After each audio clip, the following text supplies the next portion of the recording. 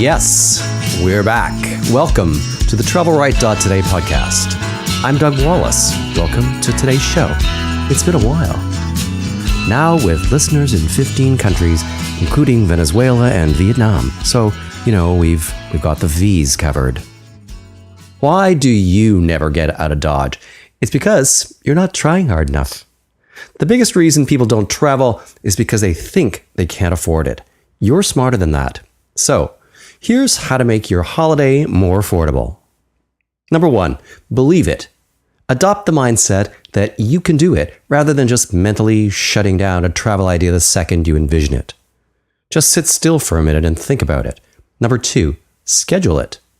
Pick the best time of the year to visit your dream destination, then assign it a month and a year if it's a doozy. It's harder to back out of something once you've put it on the calendar and your whole family has seen it. Number 3, timing is everything.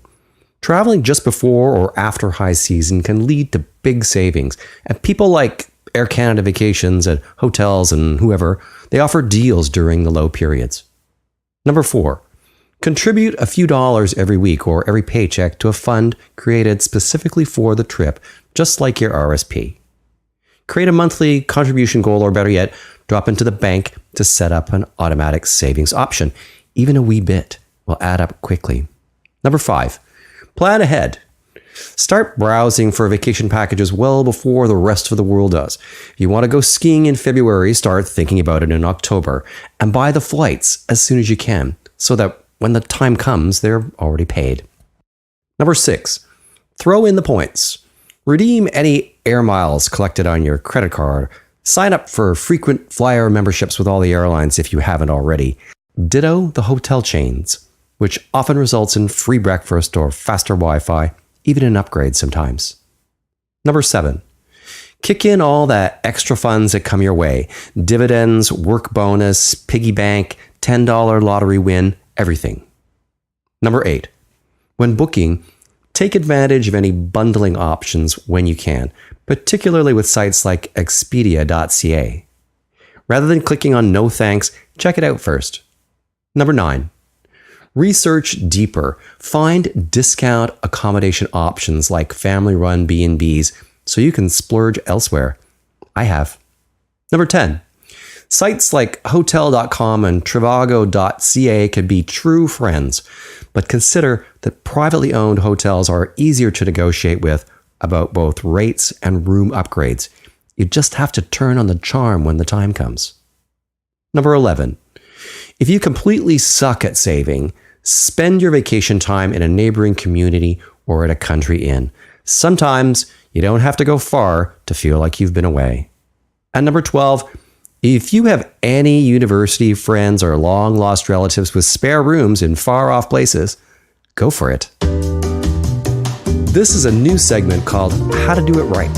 I'm going to focus on a city or region or a resort or travel category even, and talk about how to make it more accessible.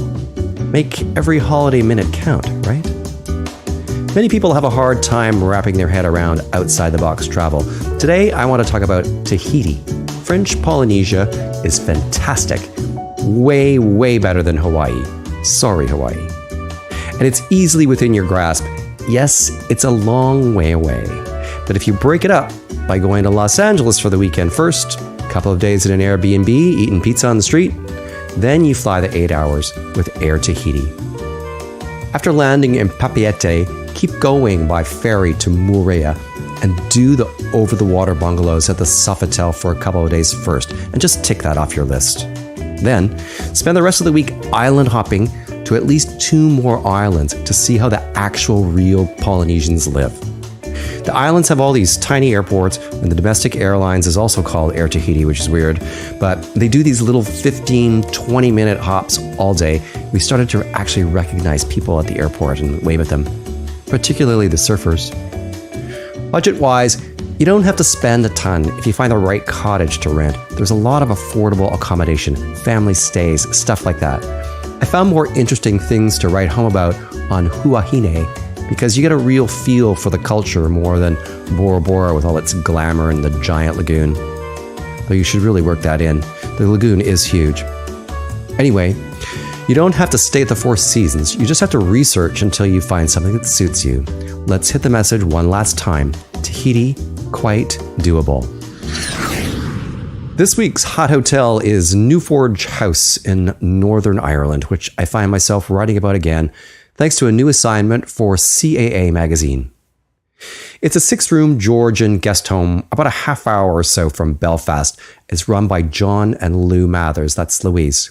John converted the old family home in 2005, relocating his parents to what his mother refers to as the pig houses in the back. It's a 40-acre property. And while the antiques are amazing and the rooms are done up like you're in a Bronte novel, people actually come here to eat. The food is incredible. The meat all raised a stone's throw away, and both a garden and orchard yield multiple taste sensations. Dozen or so hens come through each morning with the eggs. It's a destination restaurant for locals too, and everyone sits down to dinner at 8. Northern Ireland is a great destination for food tourists, and if you haven't been, put it on the list. Visit newforgehouse.com. One more hotel note to make this week. I write regularly for hotel-addict.com, and we've just released our list of the top 50 hotels in Canada. Check it out and see if your favorite hotel made the grade. This week's rant is about hooking up in Cuba. I'm not kidding. My dolly doesn't like me. This is what a fellow scuba diver said to me one morning as we loaded the boat with our stuff. He was talking about his young prostitute whom he had to send home because she kept stealing things from his suitcase. I spent the week at an all-inclusive 3-star in southern Cuba trying to wrap my head around the fact that at least a dozen guests have hired escorts for the week. I get it that Cuba is poor and that prostitution is a way to alleviate some of the desperation, but to feed that fire, I feel, is kind of no way to help it or stop it. It's all just kind of gross. Prostitution in Cuba, it sped up when the Soviet Union collapsed and money got tight. Now, commonplace. Our hotel, the staff treated it almost too casually. The other tourists, they take it all in quietly, or it's not like they're headless, but we talk about it at cocktail hour, nodding at all the sticky-outy couples. He has dyed black hair and a tan that you know is year-round. His arm is around a young woman who looks bored out of her mind. My dive buddy made up with his dolly in the end by buying her a new dress. Gross. That's a piece of my mind, however small. Well, that's a bit of a downer, isn't it? Here's something fun to leave you with. Why do pilots all sound the same and talk in that distracted, disjointed way, and they take 3 times longer to say what they're trying to say? We're currently cruising at 32,000 feet. The weather in Chicago is partly cloudy skies. Like, you're really distracted right now. You should just shut up and fly the plane and let somebody else ramble on about Chicago. That's good advice. You can find more travel inspiration at TravelRight.Today. Thank you for listening, and we'll talk again soon.